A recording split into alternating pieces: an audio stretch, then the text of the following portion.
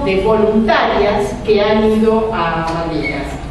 La cuestión de los voluntarios, ustedes rastrean los programas y los testimonios de la última semana, si uno hiciera el ejercicio de hacer historia sobre el presente, van a ver que de manera notable han aparecido cantidad de voluntarios y cantidad de militares de carrera de rangos bajos en los programas de televisión y en distintos medios. Es decir, ya no excombatientes soldados, es decir, que han ido obligados, si ustedes quieren, a la guerra, sino militares de carrera que han participado en la guerra y que se presentan como héroes excombatientes de Malvinas. Digo, esto creo que es un cambio muy notable en el tipo de testigo que se lleva a los medios. Esta es una de las veteranas. Y me gustaría pasar cómo se reconstruye. Es decir, lo que voy a pasar es un fragmento que es el informe sobre Malvinas. El programa trae habitualmente un formato que es el informe. Bueno, en el informe se narra Malvinas. Es decir, es la historia contada por intratables. ¿Sí? Militarización para una utópica invasión argentina, ¿no? Sí, utopía absoluta. Vamos a ver el informe, si estamos hablando con el señor Pancho Dorne, que está con nosotros. Informe especial Malvinas en 33 años. Mirá. A 33 años de una guerra sangrienta y salvaje, no olvidamos. Las Malvinas son argentinas. 2 de abril de 1982, el gobierno argentino ha vuelto a retomar la soberanía de las Islas Malvinas. Recuperamos las Malvinas con sangre. Así está viviendo el pueblo argentino la recuperación de las Islas Malvinas. Quería que puede ser tremendamente fructífero para el país que soñamos.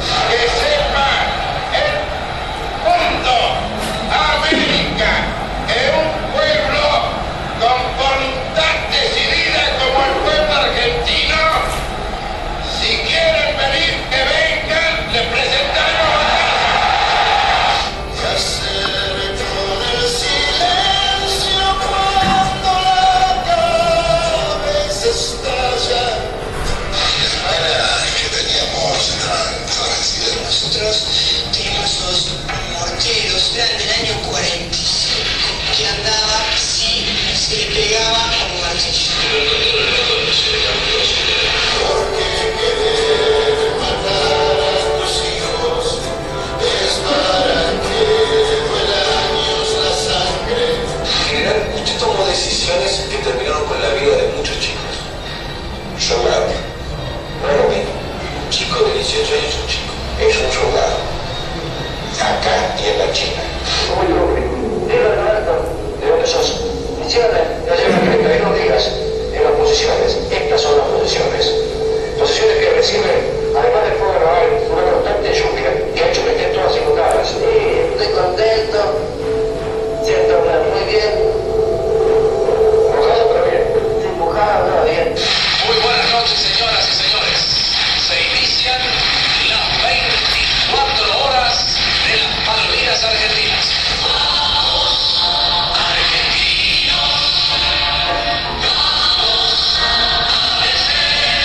Yo quisiera saber si en Inglaterra se hubiera hecho una convocatoria como esta, todos los ingleses hubieran acudido como han acudido los argentinos. Viejas más genocidas, mal presagio para la vida.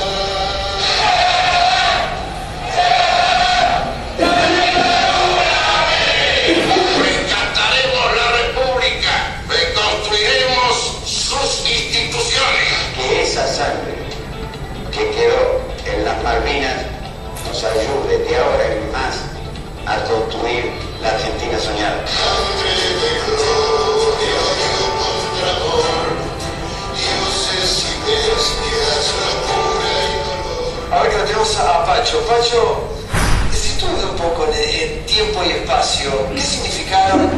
Bien.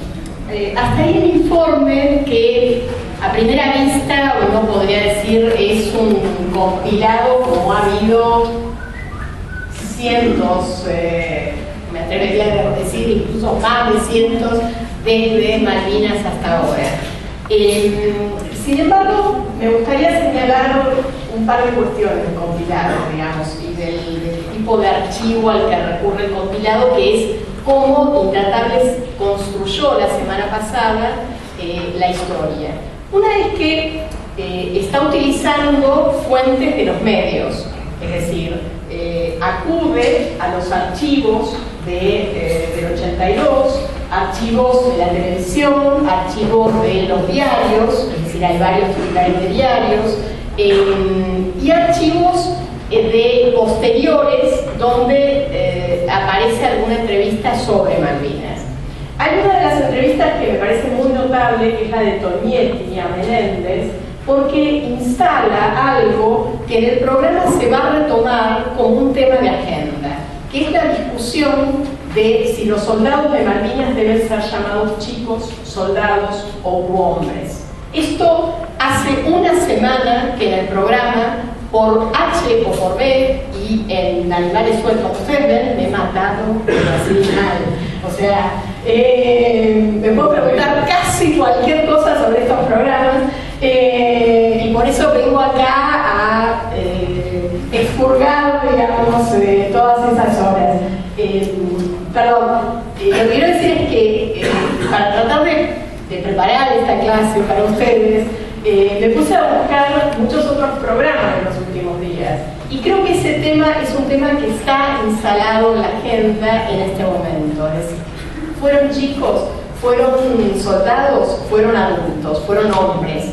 Y me parece que es un tópico respecto de qué ocurrió con la guerra que no es para nada menor. Es decir, esto ha sido una discusión casi desde el comienzo de la guerra. Es decir, los chicos de Malvinas, la película, digamos, inmediatamente posterior de Bebé Camín, el libro de Rosana Guber, digamos, de chicos, digamos, a excombatientes, es decir, hay toda una problemática ahí que tiene que ver con qué lugar de si los soldados fueron víctimas o fueron agentes durante la guerra, agentes en el sentido de que actuaron voluntariamente o por sí mismos. Es decir, hasta dónde la reivindicación posterior de los excombatientes de su rol consciente, digamos, y que de alguna manera su palabra debe ser escuchada por eso mismo, tiene que ver con un rol activo y no con un rol pasivo de víctima o de mero chico que no era consciente de lo que estaba ocurriendo. Sí, disculpa. Sí, iba a decir que fue el informe, como que al principio del Moro dice que fue que lo sacaron, como que ya de ahí se están calando. Totalmente. Bien, este es uno de los temas.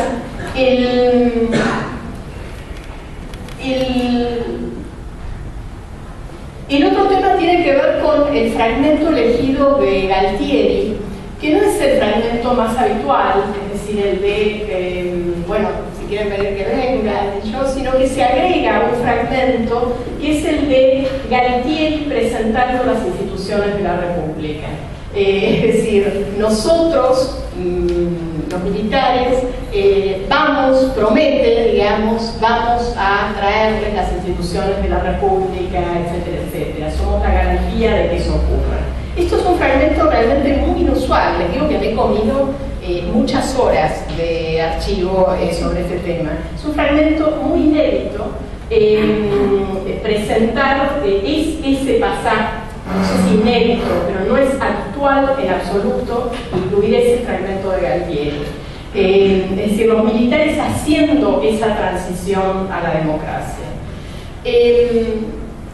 En lo que sigue el programa hay toda una discusión sobre la idea de si Malvinas es una causa que une a todos los argentinos o una causa en la que hay disenso. Esto el programa es desopilante. Es desopilante porque presenta alternativamente la idea de que Malvinas es una causa nacional que une a todos los argentinos, y alguien dice todo lo contrario y sin embargo no se cuestiona esa idea. Digo, de la misma manera que en la presentación del programa, Santiago del Moro puede ser un periodista serio que presenta un tema serio como Malvinas, e inmediatamente después vendernos un colchón, un agua o un musimundo, de la misma manera se presenta Malvinas como causa que une a todos los argentinos o como causa en la cual no hay consenso y no hay acuerdos. Es muy notable las voluntarias que aparecen en el programa, que ellas dicen todo lo contrario de lo que el sentido común sobre Malvinas ha instalado. Son tres mujeres que van a decir, por ejemplo, que los soldados sí habían tenido entrenamiento militar, habían tenido un año de entrenamiento, algo que va contra todos los testimonios que habitualmente tenemos sobre Malvinas.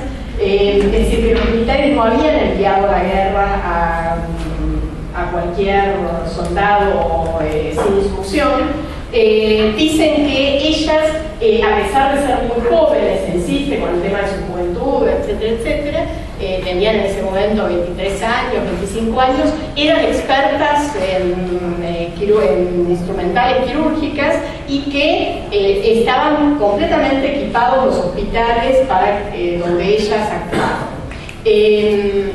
Inmediatamente hay alguien que dice, no, bueno, en realidad los militares mandaron a soldados casi descalzos, sin alimentos, etcétera, etcétera, y hasta ya muy avanzado el programa nadie lo discute. Hay un momento donde hay una intervención que de alguna manera salva lo que ya era muy evidente, y es que había gente diciendo dos cosas completamente diferentes, como si hablaran al vacío, es decir, sin ningún tipo de diálogo entre ellos.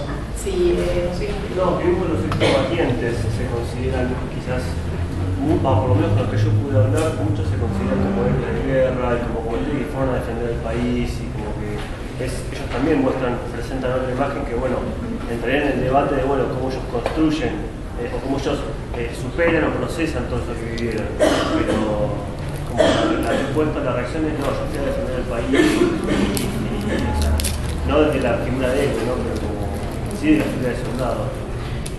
Totalmente. Digo, en parte a eso me refería cuando yo decía que la discusión respecto de llamarlos chicos o soldados, chicos u hombres, es una discusión que tiene que ver con esa reivindicación que los propios excombatientes han hecho de su rol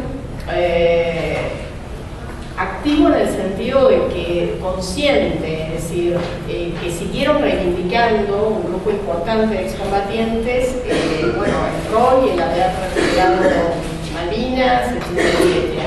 Digo, a eso justamente me refería, ¿no?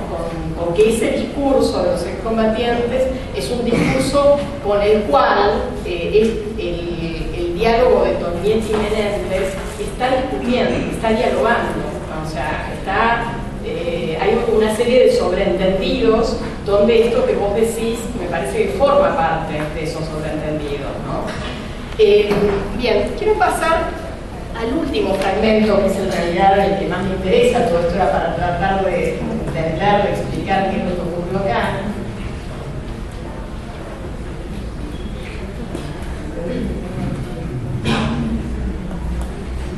Es el fragmento donde lo están de hoy, que no tuve tiempo de cortarlo. El programa dura casi 2 horas. ¿Viste? Si tengo una paciencia para otras cosas. Para otras cosas no, pero ¿cómo? A Fanti no lo vi entero, debo confesar, pero la parte de Casanseu sí. Y esta además me puse a buscar los tiempos, los fragmentos, o sea que me la fumé más de una vez. Este es un fragmento sobre el rol de los medios. El rol de los medios, que es lo que va a suscitar un tema en el programa que continúa en todos los programas siguientes hasta ayer. Es decir, ¿cuál fue el rol de los medios durante la dictadura? ¿No? Por eso a este fragmento quería llegar justamente. Discutir un poco con los periodistas nuestros cuál fue el rol, porque hoy vimos a Víctor Lerán hablando ¿se acuerdan cuando la gente iba a donar y se hacían la beneficencia, ¿no? Las 24 horas, las 24 horas, dinero, todo. Recién en el informe veíamos la famosa frase de estamos ganando, ¿no? ¿Qué la vos cómo lo viste? A ver. Intensamente, con mucha ambigüedad, porque por un lado estaba esto que nos enseñaban en el colegio y por el otro lado estaba la aberración de la decisión política de la dictadura de aquel entonces. Mirá, Santiago, en nuestro país la experiencia, salvo en el sur, la experiencia aquí, digamos desde el río Colorado para arriba, salvo los pibes que llevaron, correntinos, formoseños, chaqueños, una guerra, Santiago, es cuando vos abrís la canilla y no tenés agua, cuando te falta el pan. Pero cuando el fútbol no se suspendió los domingos, te está hablando de una conducción que realmente ni estaba preparado para eso, que fue un oportunismo y una mala lectura de lo que ocurría en el mundo. No solamente por lo que dice Pacho, de la NATO. Pero 3 meses antes de morir, le ofrecieron compartir Reino Unido y Argentina una suerte de cogobierno con alternancia y qué sé yo, y Perón dijo, agarremos porque no nos sacan más de allí. Por eso te digo, obviamente está el sentimiento que cada uno tiene, pero están también estas cosas. Los jóvenes deberían leer el informe Rattenbach. Es un militar, Militar, sí. Vos tenés información como periodista, porque digo, la selección jugó el mundial. A mí me importa un bledo si después no jugamos el otro. Yo la saco, porque no puedo estar viendo el mundial en España y los pibes, para mí pibes con 18 años, con todo cariño y todo respeto, son pibes, por más huevos enormes que hayan llevado. El periodismo no sabía lo que estaba pasando, porque ese periodismo nacionalista, en algún momento patriótico, lo que hicieron Cacho y Vicky por ahí de buena fe, sabía que atrás había ya 30.000 desaparecidos. ¿Qué pasa en todos los lugares del mundo del occidente? Cuando hay un conflicto externo, siempre hay una amalgama interna. Lo maneje quien lo maneje, con Gantieri. Es una lástima a quien aprecio mucho, ¿no? Personalmente me lo estoy Silvia Fernández Barrio de acá, que fue parte de 60 minutos y que estas horas se fue un video donde justamente estaba en el momento en que Galtieri hacía esos anuncios, hace una especie de móvil desde la Plaza de Mayo y que lo llamaba excelentísimo señor presidente. Y no está, Diego. Gracias, no, yo digo simplemente me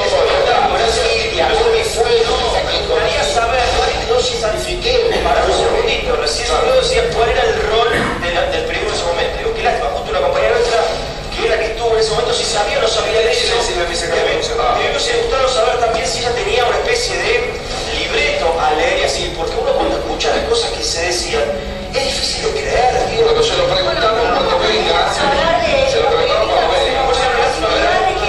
De que tengan un libreto o no tengan un libreto, la verdad es que si digamos esa sospecha sobre cualquier periodista, esa sospecha también cae sobre nosotros. O sea, cualquiera podría estar leyendo un libreto. Probablemente lo que haya pasado en muchos casos, aunque no puedo jugar porque no estuve allí, no tengo esa referencia, es que frente a una posibilidad en la que obviamente toda la nación iba a estar unida frente a eso, figuras públicas, como estábamos viendo en el video, hayan sentido la convocatoria, como sintieron también estas mujeres de unirse de esa manera. Estamos todos discutiendo desde Tarragorro, desde el principio del programa, un poco qué es la patria y qué puede hacer uno por la patria, ¿no? Cada uno con su experiencia está contando un poco eso, la verdad, en el día de hoy. Me parece que también jugar todo el serio es necesario. Porque digo, atrás vienen 30.000 desaparecidos. Quiero hacer una pequeña defensa Silvia, porque por ahí dentro de 30 años hay otros periodistas que miran un video suyo y dicen, mira, yo tampoco lo que hacía, digo, la carrera que era así o no. Hoy Silvia no está, así que me parece que no hace falta mencionarla. Pero aprovechado por un tipo que tenía un problema alcohólico y por una junta que venía los antecedentes, 30.000 desaparecidos, Videla, Piola, había que apoyar esa gente. Una cuestión de alcahuetería, dice,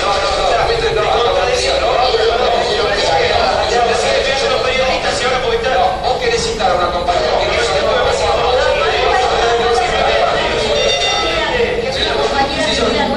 Yo lo voy a nombrar. ¿Usted dónde estaba en el momento de la guerra? Aquí Bueno, hasta ahí. El fragmento es una muestra típica de lo que es el programa. Todo el mundo grita, hay ruidos atrás, campanita, le cortan eso, a veces le sacan el sonido al que está hablando, si se pelea demasiado, si se pasa del tiempo, es decir, el formato, el género, digamos, del programa sería un tema, digamos, para ahondar, si ustedes quieren, sobre lo que me gustaría volver al final.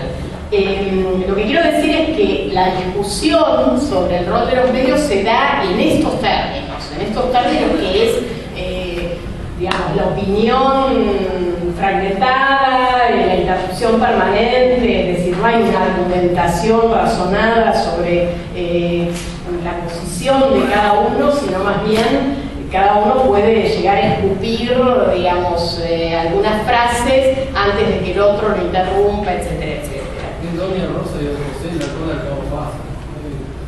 Sí, pero al mismo tiempo es el programa donde están yendo todos los políticos en este momento. Es el programa que hace debates entre candidatos, entre los cuales ha ganado sistemáticamente, ¿no? Pero ha ganado varios el Frente de Izquierda. Lo que quiero decir es que es un programa donde se pone en escena la política, y los próximos meses supongo que va a ir en aumento, ¿sí? Es el programa a donde van los políticos con más rating de la televisión argentina en este momento. Con mucho repique, además, por esto que les estoy diciendo, un programa de la semana pasada, una semana después va teniendo, por esto que alguien decía por ahí de la recursividad, va teniendo efectos, es decir, que produce nuevos acontecimientos políticos el programa mismo, ¿sí? Sí. No, digo que se ponen también y el debate para los compañeros respecto de que es el primer programa quizás desde mi punto de vista, ¿no? Que va con los canales de cable a nivel periodístico donde más común que se debate y más, pero sin los niveles de rating de programas nuestros. El primero quizás de la época neutra de Grondona, donde estaba en prime time, en canal de aire, y también podía congeniar hasta la cuestión más masiva, ¿no? Que evidentemente, por lo menos yo no fui testigo en los últimos tiempos. Y quizás este programa, bueno, puede tomar un conductor. No sabés cómo me metió eso que acabas de decir. No, pero digo, un conductor dependido del espectáculo, quizás es de la única manera en que podría haber un programa político que tiene que ser de esta manera, ya no existe un formato neutro, tiempo nuevo, publicidad, mesa. Esto es el tipo de programa político que se puede dar hoy en 2010 en la Argentina. Pero después de neutra tuvo día D de la como se cambió de formato. Está bien, sí, también. Pero quizás ahora esto se moviliza y hay una única mirada, tampoco. La data además tiene su propio recorrido. Bueno, es un programa que con otro clima, pero en realidad el formato también se parece mucho a 678, digamos, el formato de panelistas, intervenciones, que tuvo un momento de gran público y me parece que es un formato que tiene sus variantes, obviamente, no tiene el mismo tono, tiene como, más tipos de intervenciones, en donde hay más gente, más ruido, más todo, de alguna manera, sobre todo más ruido y más lleno todo, pero es un formato que tiene muchas otras variantes, digamos, Claro, pero es una característica de la televisión más directa, por decir así, respecto de otros formatos como el 678 que por ahí presentan una alternativa quizás más seria dentro de ese tipo de competencia. U otros, digamos, mismo los interlocutores tienen más tiempo para hablar, no está el tema más paralizado del debate o mismo la velocidad o la presentación, el ritmo mismo. No la velocidad, pero sí digo, hay algo de la puesta en escena, el panel, el informe, digamos, que funciona de la misma manera, ¿no? Pensando en, cómo se pone en escena la política hoy, ¿sí? Lo que vos decías de la campanita no es una campanita, no es una campana de ritmo. Sí. Tiene que ver un poco con esto de que hay uno de los autores que menciona la mancha de aceite que se expande por toda la televisión, digamos, como que el entretenimiento absorbe a todo hoy en día cualquier cosa tiene que ser entretenida, inclusive la política, todo tiene que ser así, digamos, efímero y ahí es donde entra, digamos, eso, ¿no? El entretenimiento que absorbe a la política, todo tratado con mucho menos. O sea, parece muy claro que acá hay lo que, en algunos casos se ha planteado como un híbrido entre, digamos, un tipo de periodismo político y un periodismo de entretenimiento, ¿no? Es decir, que ese cruce hace mucho tiempo que se viene dando. Es decir, tanto en los diarios, que se vuelven, desde que se volvieron más arrevistados, con más opinión, digamos, y menos periodismo de información más crudo, digamos, hasta claramente en el caso de la radio, de la televisión, esa mezcla, digamos, de lo que vos decís, del show, del entretenimiento, es algo que, insisto, viene de muy larga data, la tendencia a, es decir, Telenoche gana la pantalla, digamos, de los noticieros de televisión en los años 60 porque construye lo que llama en ese momento un show periodístico. Se lleva a Tomás Eloy Martínez, que era alguien que venía de la gráfica con ya mucho prestigio, con Mónica Mianovich, que venía a hacer una telenovela, y Andrés Percivale, que venía también de un programa, digamos, era una especie de cara bonita de la televisión.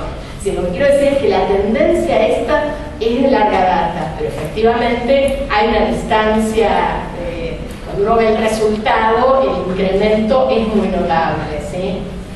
Sí. Desde un punto de vista de los medios de América, no es casual que este programa se dé en América, teniendo en cuenta que de hecho sigue estando un programa como es Intrusos, que es Intrusos, es esto llevado a la política. Exacto. Yo creo que no es casual y quizás se puede ligar con la historia del canal que esto se haya dado en América como una espectacularización de la política en un sentido más grotesco, más burlón, como es Intrusos, y de hecho la campanita de Ring, no sé, en este programa veía bajo la presión, gente llorando,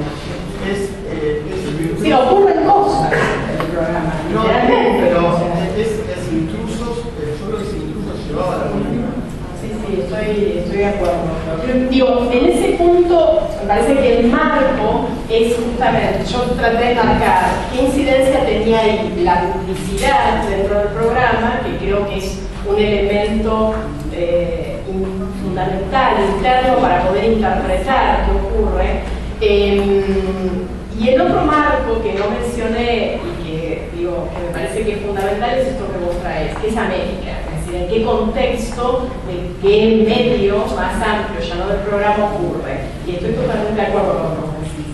¿Sí? No, me resulta interesante lo que dijo aquel compañero, pero también puede ser pensado al revés, ¿no? ¿Por qué no en la mancha de aceite también en la política que mantienen los programas tradicionales de política que están por televisión por cable, y que ahora se extiende a horarios centrales en televisión abierta, donde la política también le llega a más gente, con un formato que por ahí no es el que más nos gusta a nosotros, el que estamos más acostumbrados, pero también se puede pensar que es saludable que el programa de, no sé, de Alejandro Fantino, que hace un año y medio lo único que había era el Coco Silly, y 6 o 7 chicas del espectáculo, bebés, etcétera, que hablaban de cualquier tirada, por decirlo informalmente.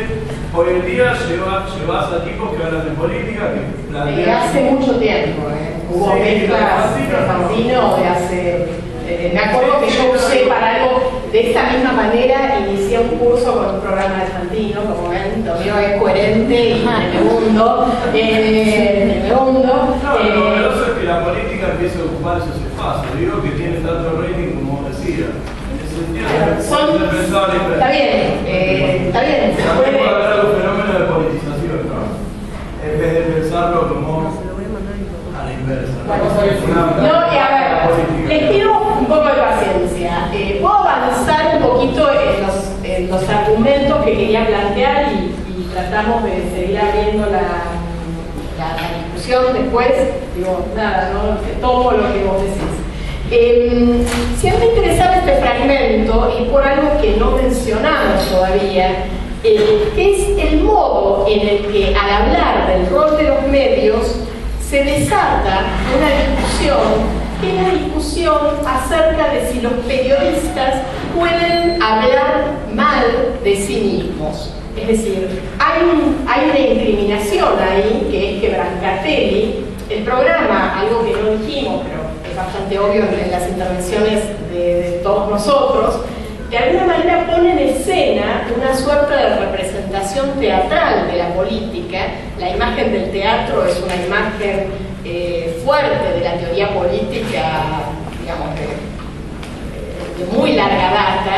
El programa pone en escena una representación teatral de la política donde se supone que están representadas muchas voces. Es decir, la idea del pluralismo ideológico está permanentemente exhibida como un rasgo valorable, digamos, de todo esto. Entonces siempre se pelean, porque en realidad ponen como en un ring, no sé quién decía de la campanita del ring, ponen como en un ring a pelearse a quienes se sabe que sostienen posiciones ideológicas diferentes. Entonces, en lugar de hacer intervenciones donde cada uno de los periodistas o panelistas matiza, trata de buscar argumentos sobre las cuestiones, es como si cada uno escenificara una posición ideológica. Entonces, Brancatelli, que es el que habla, es oficialista y es el que lleva permanentemente el discurso oficial, digamos, el discurso del kirchnerismo al programa. Introdujeron hace poco a Agustina Kampfer, que juega de alguna manera como apoyo de Brancatelli de manera mucho más complicada, porque permanentemente la verbuquea, porque era la novia de Vudú, etcétera, etcétera. Pero en todo caso funcionan ahí, sobre todo Brancatelli, como quien trae la voz, digamos, pro-gubernamental a ese espacio. Por otro lado, no sé, Deborah Plager trae la voz contraria, o aparece, no sé, Jonathan Viale, digamos, bueno, hay una escenificación de posiciones ideológicas, ¿sí? Lo notable en este fragmento que acabamos de ver es que en lugar de primar las posiciones ideológicas, es decir, Brancatelli trae una posición al acusar a Silvia Fernández Barrio de haber sido partícipe de la televisión de la dictadura, es decir, la acusa literalmente. Inmediatamente salta todo el resto del panel a defender el hecho de que ella no está para defenderse allí y por lo tanto no puede acusarla. Es decir, es un programa donde hay bombas para todo el mundo, donde han despellejado gente en el estudio y fuera del estudio, digamos, se dicen muchas veces realmente barbaridades sobre muchas personas. Sin embargo, sale en bloque los periodistas a defender la idea de que un periodista no debe ser atacado y explícitamente se dice esto nos puede volver en contra como un boomerang. Imagínate, 30 años, de acá a 30 años, cuando recojan estos archivos y digan lo que nosotros estamos diciendo. Es decir, si no somos piadosos con nosotros mismos, esto se nos va a volver en contra. Es decir, va a haber una suerte de linchamiento público de lo que los periodistas hacen con la información y con la toma de posición. Digo esto porque, digo, uno podría calificar lo que ocurrió en este programa de muchas maneras: corporativismo periodístico, no sé, en algún momento alguien casi desliza la idea de un partido periodístico al estilo del partido judicial. Es decir, la idea de que el periodismo se convertiría en un bloque que tendría una posición de defensa de la posición periodística. Esto en el programa de ayer fue mucho más allá, porque como estaba Silvia Fernández Barrio, estuvieron una hora ahí diciéndole de todo, diciéndole de todo y defendiéndola también. Es decir, fue como parte de la puesta en escena de que podíamos pelearnos. En el programa de ayer esto se exacerbó y se planteó otra cuestión, que es la necesidad de diferenciar los propietarios de los medios, las empresas periodísticas, de los periodistas. Es decir, que no había que meter a Silvia Fernández Barrio, que parece que era muy jovencita y no sabía nada y no entendía nada, y en todo momento dijo que ella no estaba enterada de nada cuando era movilera de ATC en el año 82. Digamos, esta idea de que era defendible como parte de una necesidad de, digamos, que había que diferenciarla a ella de los militares que estaban habiendo antecedentes en ese momento. ¿Por qué traigo esto? Porque me parece que acá viene una explicación, digamos, que a la necesitamos acudir.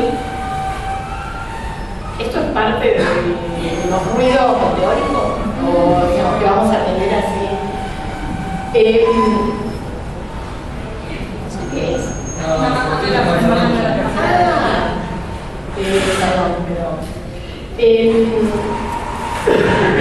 ¿Por qué traigo esto?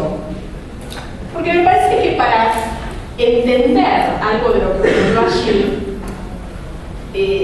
la historia de los medios sirve bastante. Es decir, por un lado, esto como casi una referencia al programa, hay un texto que creo que es muy útil para entender algunas cuestiones de la historia del periodismo en la Argentina, que van a leer en trabajos prácticos en la unidad sobre peronismo, un trabajo, un artículo de James Kane, donde justamente Kane lo que plantea es cómo durante el primer peronismo hay una operación muy exitosa del gobierno de Perón, que es enfrentar a los trabajadores de los medios con los propietarios de los medios. Es una operación sobre la que Perón trabaja desde antes de su primera presidencia, es decir, en el momento en el que él está en la Secretaría del Trabajo, y donde la cuestión del estatuto del periodista pasa a ocupar un lugar muy central. Y la hipótesis de Kane es que la eficacia de esa operación tiene que ver con el modo en el que Perón le beneficia a los trabajadores de los medios por oposición, digamos, a los empresarios de los medios. Y esto produce, si ustedes quieren, una fisura donde el gobierno puede intervenir de manera más eficaz en el modo en el que los medios puedan operar durante ese periodo. Digo esto porque no es algo original, no es algo de este momento, pero al mismo tiempo, más allá de la similitud de este proceso, me parece que si uno va al origen, a la definición habitual de los medios desde el punto de vista histórico, nos encontramos con que una relación clave es la relación entre los medios, el Estado y el mercado. Es decir, el mercado, las empresas periodísticas, los medios como un actor que está más cerca del mercado, del Estado, y de qué manera las regulaciones o no regulaciones del Estado inciden en el modo en el que los medios puedan funcionar. Yo les diría que básicamente hay tres hipótesis sobre el origen de los medios de comunicación, que son hipótesis, hay más, pero digamos hay tres que me parece que sirven para pensar esto que acabamos de ver, que tienen que ver con intentar definir el origen de los medios. La primera tiene que ver con la idea de que los medios son o nacieron históricamente como parte, digamos, de los movimientos que se produjeron durante la Revolución Francesa. Es decir, la idea de que la historia política, es decir, una revolución política, originó la necesidad de una opinión pública, o viceversa, quizás estoy enunciándolo mal, quizás no estoy enunciándolo mal, es decir, la circulación de impresos ligada a lo que podríamos llamar muy genéricamente el iluminismo, y lo digo muy rápidamente sabiendo que ustedes esto lo han leído en varias materias, produjo, digamos, un tipo de circulación de impresos que generó, digamos, una serie de debates que condujo a la formación de una opinión pública diferenciada del Estado moderno en formación. Es decir, los medios allí, pensados desde su origen político, tendrían la función de contralor del Estado, es decir, de una opinión pública distinta, diferenciada y en muchos casos opuesta al Estado emergente moderno. ¿Sí? La otra digo, esta hipótesis que ustedes pueden rastrear, no sé, nada más, muy claramente, es decir, la idea de que esa opinión pública se formó circulando en espacios de la modernidad, en una cultura urbana, emergente, en cafés, es decir, en un debate que era oral, pero también a través de la circulación de escritos entre pares, es decir, la emergencia también de un nuevo tipo de intelectual, de un nuevo tipo de escritor y un nuevo público para esos impresos, es lo que de alguna manera explica el origen de esa prensa política. La otra hipótesis es más bien ligada a otro momento, que es el de la revolución industrial, o el auge de la revolución industrial, una revolución económica más que política. No estoy diciendo que todo esto sea completamente escindible, pero digamos que el eje fundamental está puesto en lo económico y en las transformaciones sociales que eso produjo, implica la aparición de otro tipo de prensa o una transformación de esa prensa política, un pasaje, si ustedes quieren, histórico.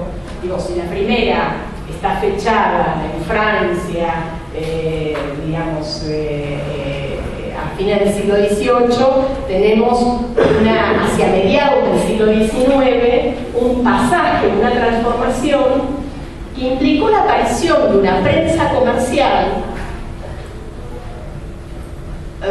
dirigida a un tipo de público ya muy diferente. Es decir, si los personajes que describe Habermas eran escritores y lectores al mismo tiempo, es decir, esa cultura iluminista estaba formada justamente por una ampliación de ese público muy culto, si ustedes quieren, letrado, que podía leer al mismo tiempo que escribir sus propios impresos, sus propias opiniones. Si la opinión pública consistiría en eso, en que todos tenían de alguna manera, todos era un círculo muy reducido, pero tenían de alguna manera la posibilidad de hacer circular sus propias opiniones al mismo tiempo que discutir las opiniones de otros. Con la revolución industrial, lo que aparece es una explosión masiva ya de un público que solo lee, que paulatinamente se le va enseñando a leer, pero que ya no escribe. Es decir, se convierte en un público, pero que ya no es un público formador de opinión pública, sino que de alguna manera transforma el tipo de relaciones y el tipo de función. Esa prensa, yo estoy diciendo muy esquemáticamente algo que me gustaría discutir casi de acá al final del curso, ¿sí? Pero me gustaría dejar planteados los problemas. Esa prensa comercial es una prensa que desde el inicio tiene un alto contenido de entretenimiento. El gran género que aparece con la prensa comercial de mediados del siglo XIX es el folletín. Es decir, los diarios empiezan a incluir narraciones de entretenimiento para captar a las mujeres, para captar al público que, digo, algo que estudia, que a Marx le llama Marx y Engels, escribe en la Sagrada Familia, pensando justamente en la importancia capital de los folletines, de los Misterios de París, que fue el gran folletín francés, digamos, que conquistó a los públicos masivos. Es decir, no les pareció una preocupación, no les pareció una anécdota. Es decir, en ese punto Marx y Engels no sé si hubieran visto Intratables, pero lo cierto es que se fijaron en un objeto que era tremendamente banal, que eran los Misterios de París. Los Misterios de París era un poco el Intratable de esa época, o sea, era como era un folletín en entregas que es deliciante, digamos. Nunca, eso sí que nunca me lo fumé entero, son no sé cuántos millones de páginas, porque fueron publicadas a lo largo de muchos días, y esto, lejos de pensarlo como un objeto anecdótico, fue un objeto de alto interés político, sobre el que envuelve después toda una tradición del marxismo. Digo, Antonio Gramsci escribe muchas páginas sobre discutiendo con Marx y Engels qué ocurrió con